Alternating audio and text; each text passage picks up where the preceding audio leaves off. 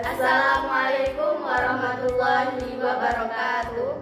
Kami mahasiswa dari Sekolah Tinggi Agama Islam Ma'arif Sintang, jurusan Tarbiyah Reguler A, Prodi Pendidikan Agama Islam semester 1 kelompok 3. Video ini dibuat untuk menyelesaikan tugas akhir semester mata kuliah Bahasa Indonesia dengan dosen pengampu Ibu Eli Mardianingsih MPD.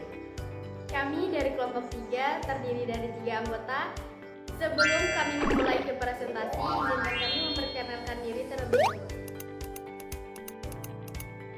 Rizky Intansyah Putri dengan NIM 2311011509. Salma Lutfi Ramadhani dengan NIM 2311011512. Sulis Setiawati dengan NIM 2311011515.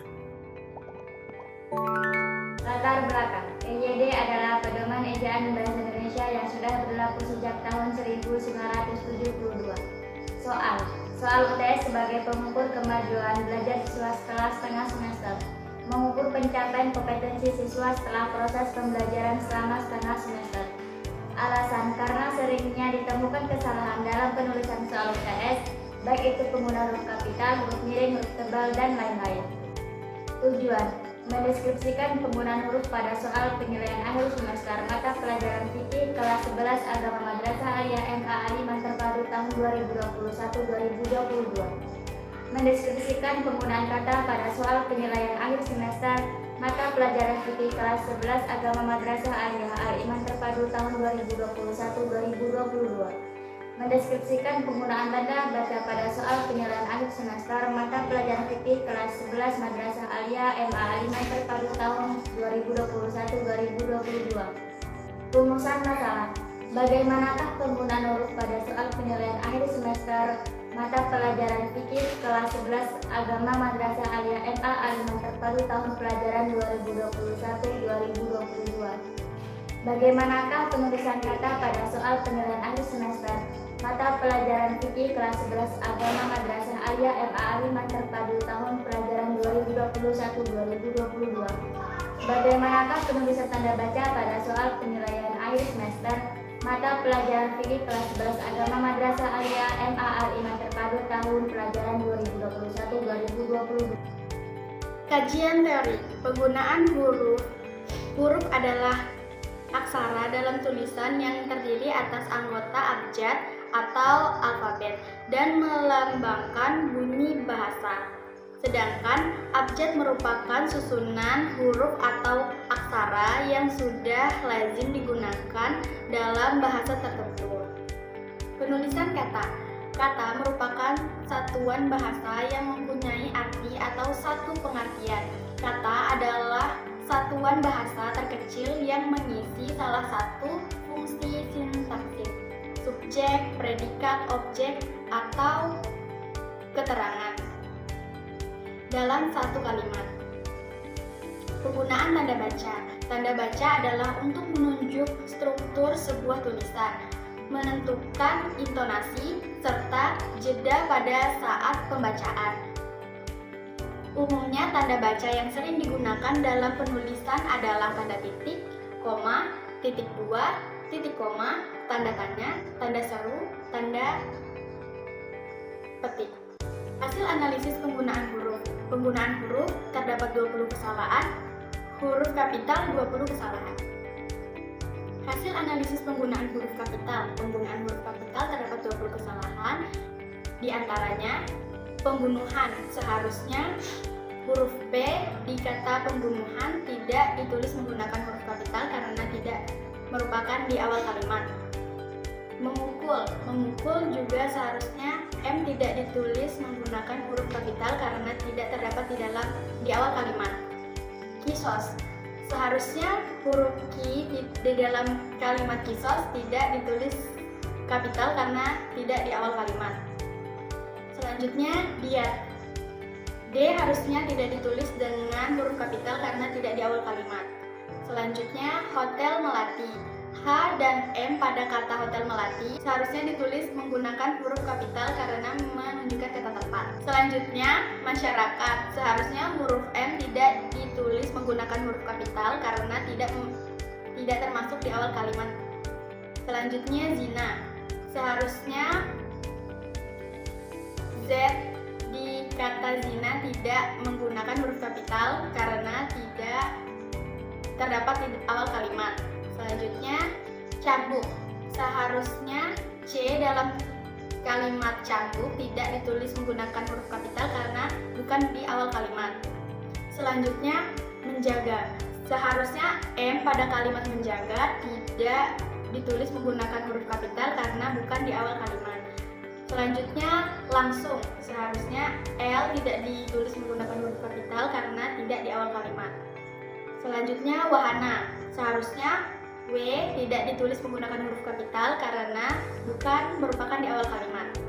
Selanjutnya sarjana. Sarjana harusnya S di kata sarjana tidak ditulis menggunakan huruf kapital karena tidak di awal kalimat. Selanjutnya hisab. Seharusnya huruf H tidak ditulis menggunakan huruf kapital karena tidak di awal kalimat. Selanjutnya riwayat.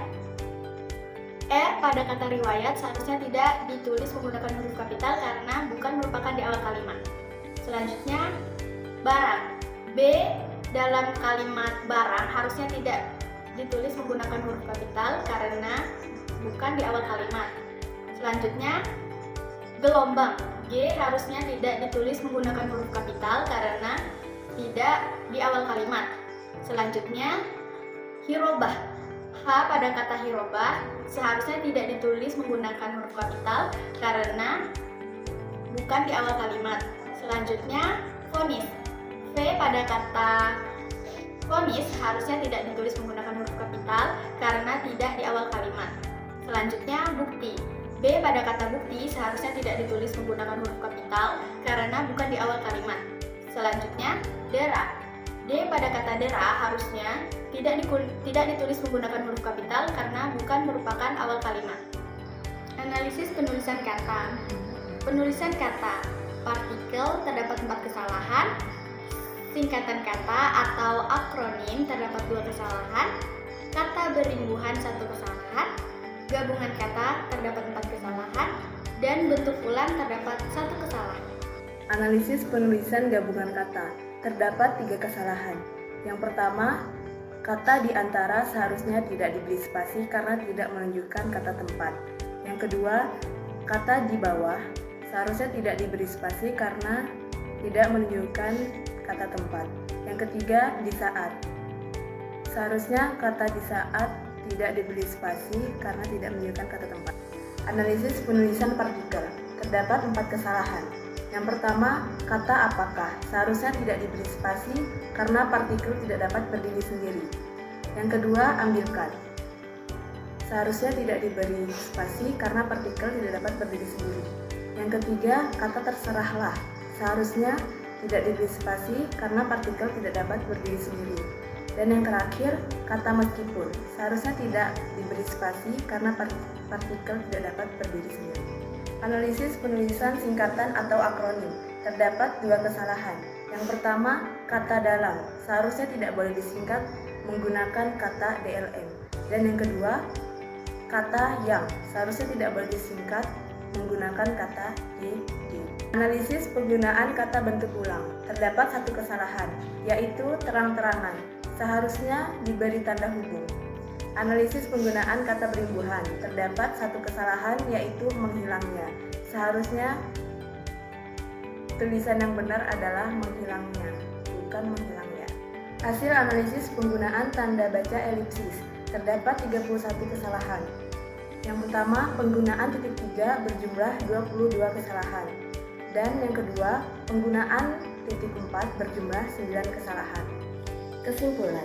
Hasil analisis penggunaan EYD pada soal terdapat 20 kesalahan. Pada penulisan kata terdapat 12 kesalahan, yaitu pada penulisan partikel, singkatan kata atau akronim, kata berimbuhan, gabungan kata, dan bentuk ulang. Pada penggunaan tanda baca terdapat 31 kesalahan, yaitu pada tanda baca elipsis titik 3 dan tanda baca elipsis titik 4.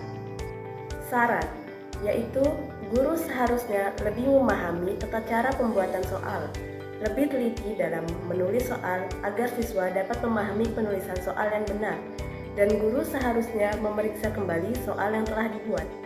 Selanjutnya, sesi tanya jawab. Hasil dari presentasi yang telah kami sampaikan terdapat 2 pertanyaan. Pertanyaan pertama dari saudari Dita, jurusan Tarbiyah Reguler A, yaitu. Dan pertanyaan kedua dari saudara Hadis, jurusan Syariah Reguler A, yaitu kata menghilangnya termasuk imbuhan apa?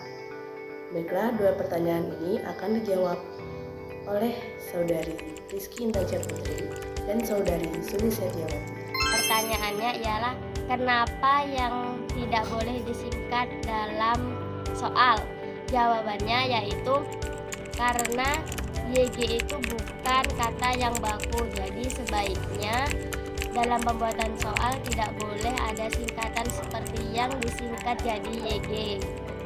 Menghilangnya itu termasuk imbuhan apa? Menghilangnya termasuk imbuhan sufiks, karena imbuhan sufiks adalah imbuhan yang diletakkan di belakang kalimat atau di akhir kalimat suatu kata dasar. Sekian dari kami. Wallahumma fiq ila aqwamit thoriq. Wassalamualaikum warahmatullahi wabarakatuh.